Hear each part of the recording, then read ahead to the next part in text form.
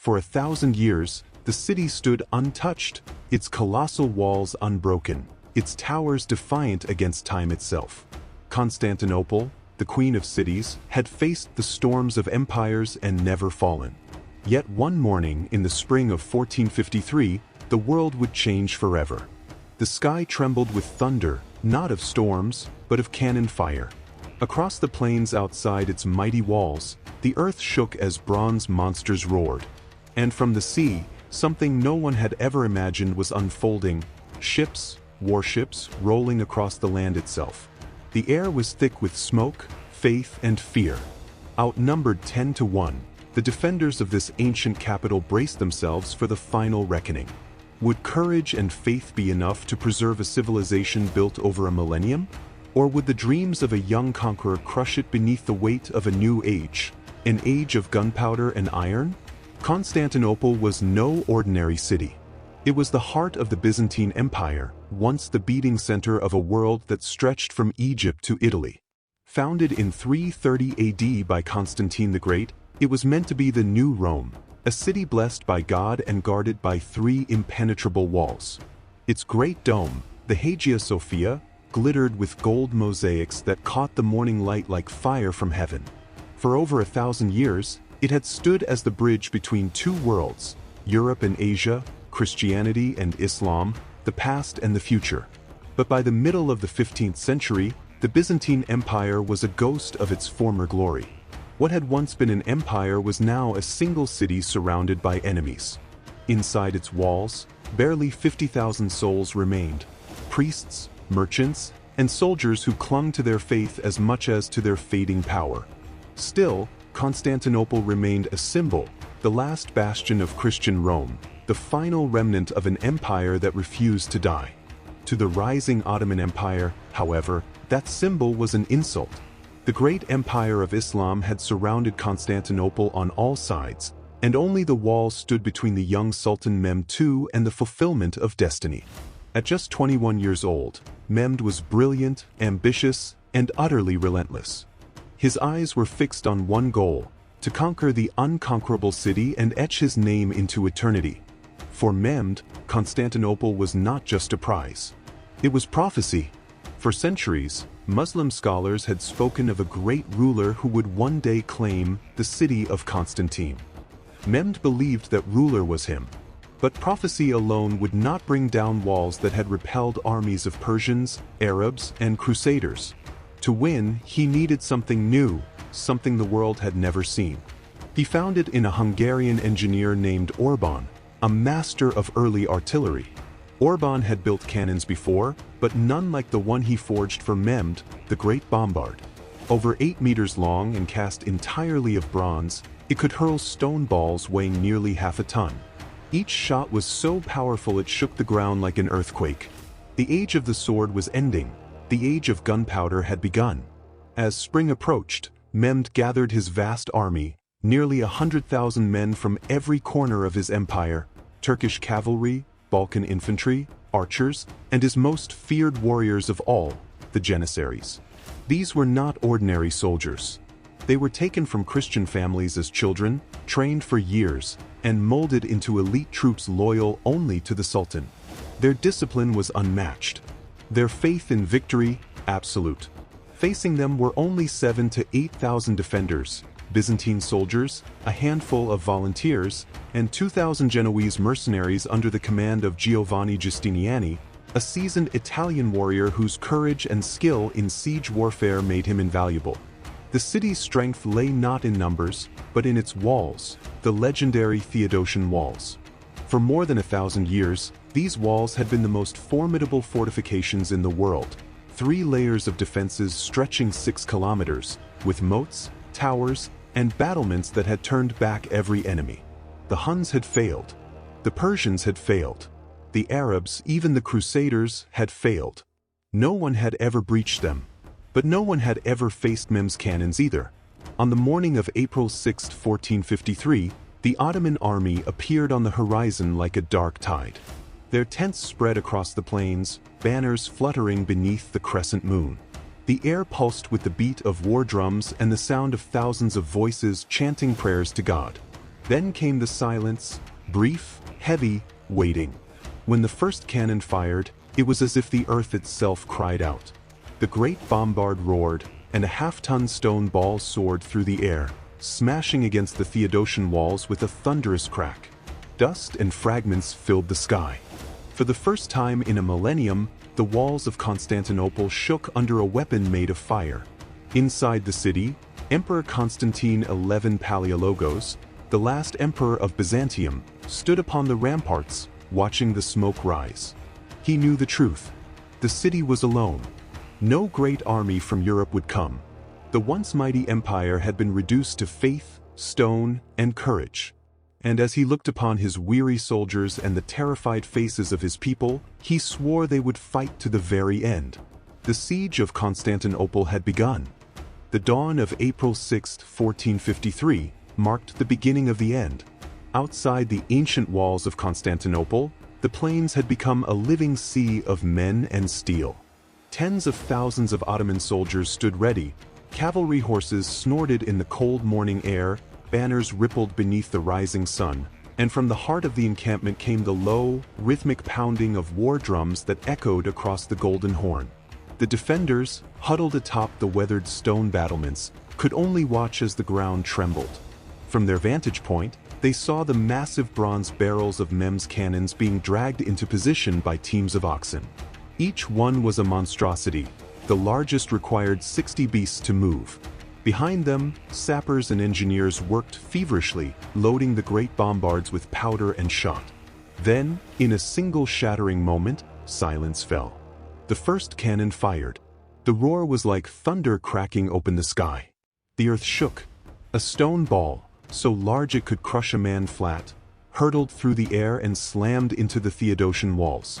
Dust exploded upward, and a sound like the groaning of a wounded giant rolled through the city. For the defenders, that sound was a nightmare given form. For the Ottomans, it was the herald of victory. Day after day, the cannon fire continued. The great bronze monsters belched flame and smoke, pounding the walls relentlessly. By night, the Byzantines scrambled to fill the breaches with rubble, wood, and earth. Their hands bled from the labor, their eyes burned from the smoke. But still they worked, because to stop was to die.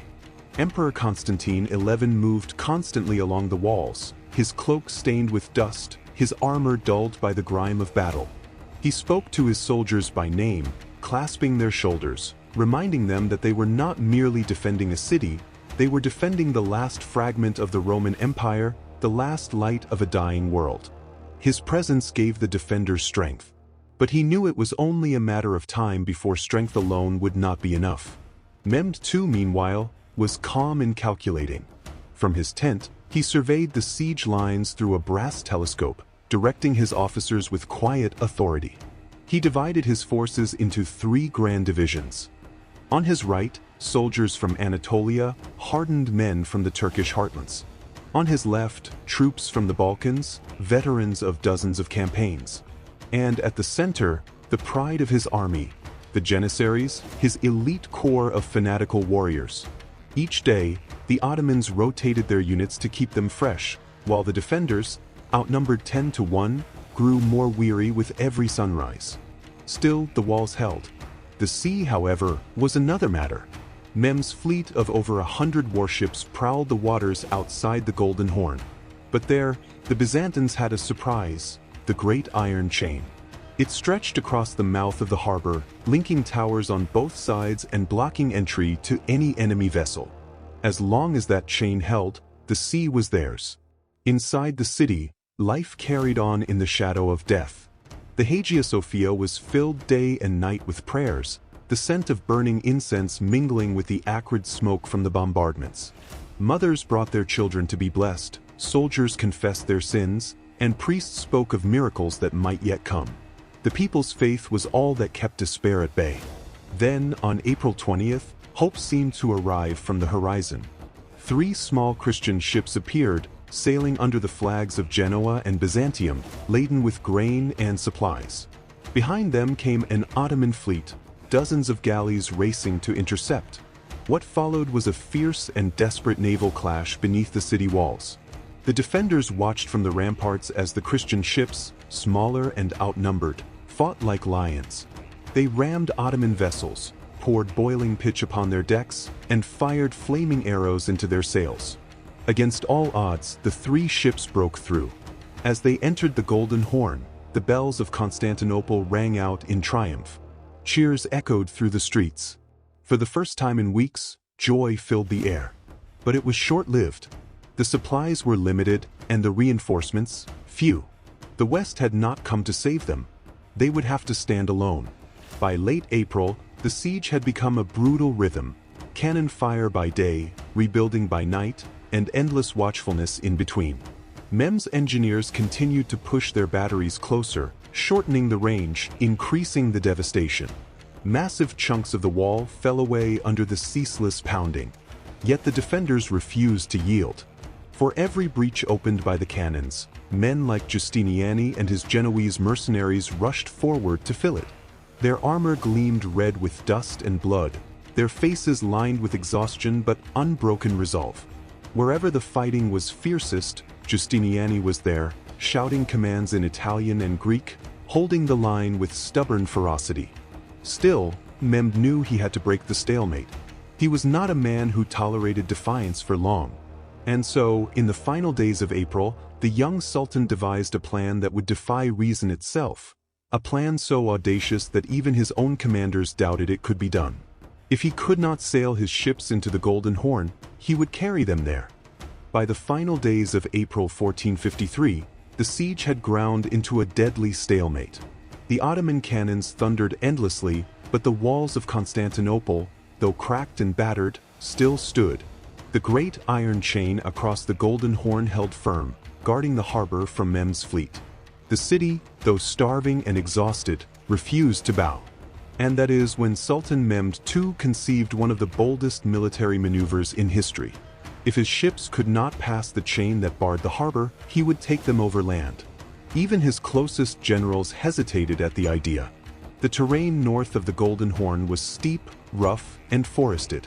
To drag entire ships, some weighing several tons, over the hills of Galata seemed madness. But Mehmed was not a man to be confined by what others thought possible. He ordered his engineers to begin preparations immediately. Within days, a long wooden pathway was laid across the hills, stretching from the Ottoman docks on the Bosphorus to the inner side of the Golden Horn. The planks were greased with animal fat to make them slick. At dawn, teams of oxen and hundreds of soldiers began the impossible. One by one, galleys and warships were hauled out of the water, mounted on wheeled platforms, and dragged up the slopes. The operation was as spectacular as it was terrifying. Drums boomed in rhythm with the chanting of soldiers. The ground shook with the creak of ropes and the rumble of wooden rollers. By torchlight, the people of Constantinople watched from their walls in utter disbelief as the impossible unfolded before their eyes. Then, on the morning of April 22nd, the unthinkable happened.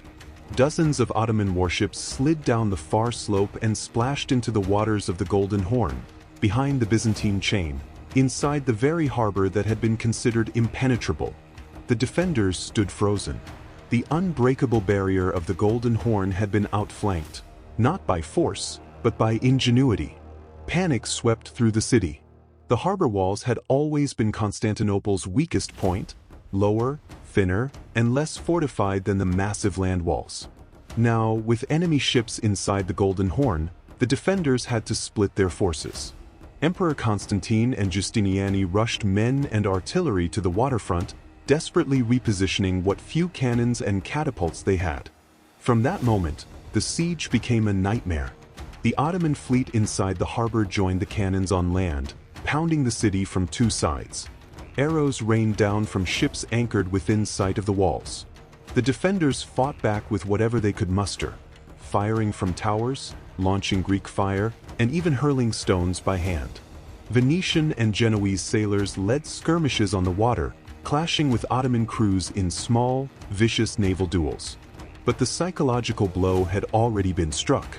For the first time in its thousand-year history, Constantinople was completely surrounded. No side was safe. No wall could be trusted. The people knew it, and even the emperor could see fear creeping into the hearts of his soldiers. Still, the Byzantines fought on.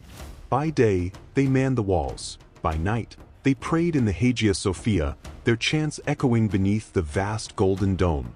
Candles flickered across the marble floor as priests urged their flock to remain steadfast. Many believed a miracle would come, that God would not abandon his city. But outside, Mehmed's cannons continued to roar, drowning out even the sound of prayer. Day after day, the bombardment grew more savage. The great bombard and its smaller companions tore at the walls without mercy. Every shot loosened more stones, widened more cracks, and weakened the foundation of hope itself. The defenders patched what they could, but exhaustion was taking its toll. Food was running low. Men slept standing up, leaning on their spears. Then came May. With the arrival of the new month, the siege turned from grim to hellish. The nights were lit by fire and screams. Mehmed ordered fresh assaults to test the defenders' endurance. On May 7th and again on May 12th, waves of Ottoman soldiers hurled themselves at the walls. Ladders slammed against stone. Arrows darkened the sky. From above, the Byzantines poured boiling oil and rocks on the attackers, driving them back each time. The ground outside the city became a graveyard of shattered ladders and broken men. Yet Mehmed pressed on. Every failed assault taught him something, where the walls were weakest, where the defenders were thinnest, and how close his cannons were to breaking the ancient defenses once and for all. Inside the city, Emperor Constantine refused to yield. He walked the ramparts each day, speaking softly to his men, thanking them for their courage. He reminded them that they were fighting not just for their city, but for the memory of 1,000 years of Roman glory. To many, his calm presence was the last beacon of hope left in a collapsing world. And still, the cannons thundered. By mid-May, the Theodosian walls were little more than mangled stone and crumbling earth. Mehmed knew the time was drawing near. One more massive push, and the city would break. He ordered his engineers to bring the bombards even closer, so close that the next volley would tear open a breach wide enough for entire regiments to march through. Inside Constantinople, the defenders could feel it. The storm was gathering. Every sound from beyond the walls carried the rhythm of something final, something irreversible. The night before the end was eerily still. After weeks of thunder and fire, silence hung over Constantinople like a shroud. The air smelled of smoke and dust, mingled with the faint scent of burning oil. The walls that had once seemed eternal were scarred and crumbling, their towers cracked, their stones blackened by endless cannon fire. Everyone in the city, soldier, priest, and child alike, knew what that silence meant. The storm was coming. On May 28, 1453, the weary citizens of Constantinople gathered for what they knew would be their final night. In the great Hagia Sophia, the golden dome glowed dimly in the candlelight. Thousands crowded inside, Greeks, Latins, soldiers, and commoners alike, kneeling together in prayer. For one night, centuries of division vanished. Old enemies embraced, tears streaked with dust and soot. The emperor himself entered the church, laying down his sword before the altar. He prayed not for victory, he knew that was beyond hope, but for courage, for dignity, for the strength to meet the dawn. As night deepened, Emperor Constantine XI walked the ramparts one last time. He looked out upon the plain where the Ottoman campfires burned like a field of stars. Beyond them, he could see the silhouettes of cannons, siege towers, and tents stretching to the horizon. The sound of distant drums pulsed through the darkness, slow, measured, relentless. He knew that when those drums quickened, the end would begin. At the same hour, in the Ottoman camp, Sultan Mehmed II prepared his final assault. He had waited for this moment his entire life. Clad in armor of blackened steel, he rode between the lines of his soldiers, speaking words of faith and fire. "The city of Constantine will be ours," he told them. "Tonight, we write the next chapter of history." Shortly before dawn on May 29th, the drums began to thunder. Horns blared across the plains. And with that, the last siege of Constantinople reached its climax. The first wave of attackers surged forward, irregular troops, volunteers, and zealots eager for glory and plunder. They came screaming out of the darkness, ladders in hand, arrows flying. The defenders met them with a storm of death. Arrows rained down from the walls, stones crashed onto helmets, and boiling oil poured from the battlements. The moat filled with bodies. Yet, as dawn's light broke, the waves kept coming. When the first assault faltered, Mehmed sent in the second wave, his regular troops from Anatolia and the Balkans. Better trained, better armed, and far more disciplined, they advanced in grim silence, step by step, over the corpses of the first. Arrows blackened the sky, drums beat faster, and the roar of battle became deafening. Still, the defenders held. The ancient walls, though broken and cracked, refused to yield. But the Ottomans were wearing them down. Every hour of combat drained the defenders' strength. Their arrows ran low, their spears splintered, their hands trembled from exhaustion. Then came the third wave, the Janissaries. They marched forward like an iron tide, shields locked, faces grim beneath their helms. They did not shout, they chanted. Their voices rose as one, echoing over the battlefield, a terrifying sound that cut through the clash of steel. Behind them, the great bombard fired one last time. The ground shook. A section of the wall collapsed. The Janissaries charged. The battle became a chaos of smoke and blood. Giustiniani, the Genoese commander, was struck by a cannon fragment and carried from the wall, bleeding. His departure broke the defenders' morale. Without their leader, the line wavered. At a small postern gate known as the Kirkaporta, a handful of Ottoman soldiers discovered an entrance left unsecured. They forced it open. It was the beginning of the end. Ottoman soldiers poured through the breach. Trumpets blared from the towers. Panic spread along the walls. Constantine tried to rally his men, crying out above the noise, "The city is lost, but I live no longer as emperor." Throwing aside his imperial regalia, he drew his sword and plunged into the melee. He fought as a common soldier among his people, his armor gleaming in the dawn light. Witnesses later said he vanished beneath the press of battle, his body never found. With him died the 1,000-year-old dream of the Roman Empire. By mid-morning, the banner of the crescent moon rose over the towers of Constantinople. The gates were thrown open. The city that had withstood a millennium of sieges was finally broken. Ottoman soldiers flooded through the streets, their cries of victory echoing through the marble halls and narrow alleys. For 3 days, chaos reigned. The city that had once been the jewel of Christendom burned. The great palaces were looted, churches stripped bare. The Hagia Sophia, that magnificent symbol of faith, was entered by the conquerors. Beneath its golden dome, Sultan Mehmed II dismounted his horse and knelt upon the marble floor. He ordered the great church to be converted into a mosque. And in that single act, the world changed. Mehmed was no longer merely a conqueror. He was now Mehmed the Conqueror, ruler of the new Ottoman world. For the people of Constantinople, the fall was an ending. For Mehmed, it was a beginning. But history would soon reveal that this was not just the fall of a city, it was the end of an era. The Middle Ages had died on the walls of Constantinople, giving birth to something new. As the sun rose higher on May 29, 1453, the light of a new world spilled across the broken stones of Constantinople. The banners of the crescent moon fluttered above the city's towers, where for 1,000 years the double-headed eagle of Byzantium had flown. Smoke curled from the ruins. The thunder of cannons had faded, replaced by the distant cries of victory and mourning. The queen of cities had fallen. For more than a millennium, Constantinople had been the living symbol of the Christian East, the fortress of Rome's legacy, the city of emperors and saints. Now it was silent.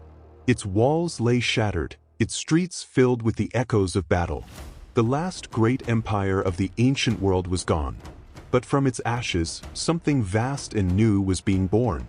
When Sultan Mehmed II entered the city, he did so not as a destroyer, but as a ruler claiming his throne.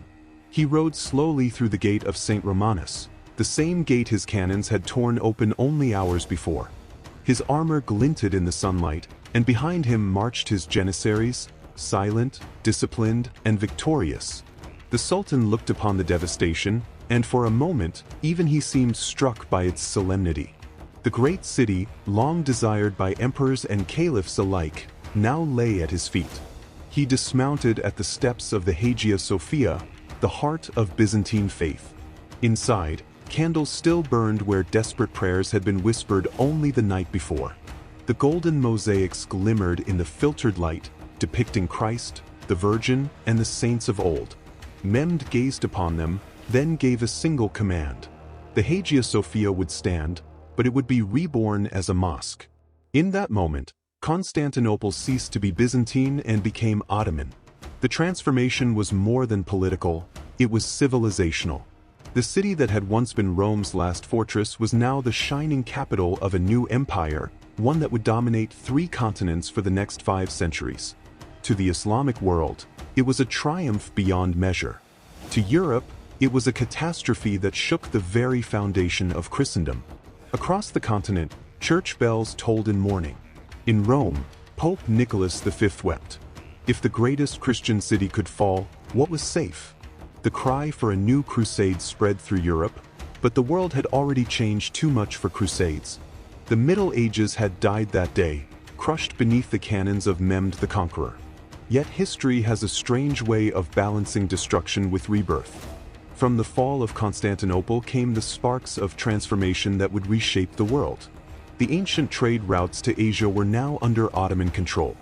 Spices, silk, and gold, all once flowing through Constantinople, became more expensive, more dangerous to obtain.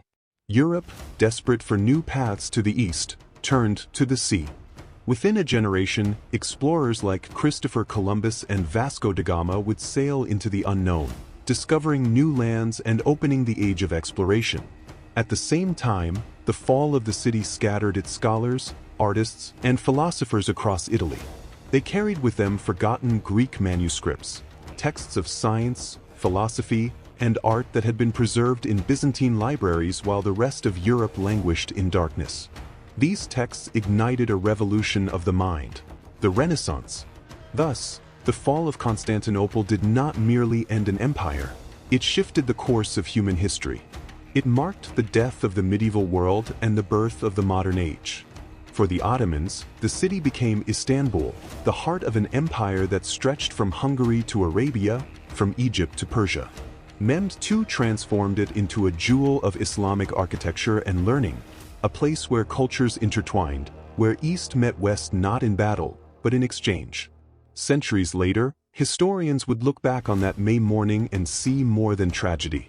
They would see a turning point, the moment when the age of castles and knights gave way to the age of empires and discovery, when faith met fire and the world forever changed. Constantinople's walls had finally fallen, but its legacy endured. It lived on in every new empire that rose, every voyage that set sail, and every artist who dreamed of rebirth from ruin. On May 29, 1453, the medieval world died, but from its ashes rose the world we know today.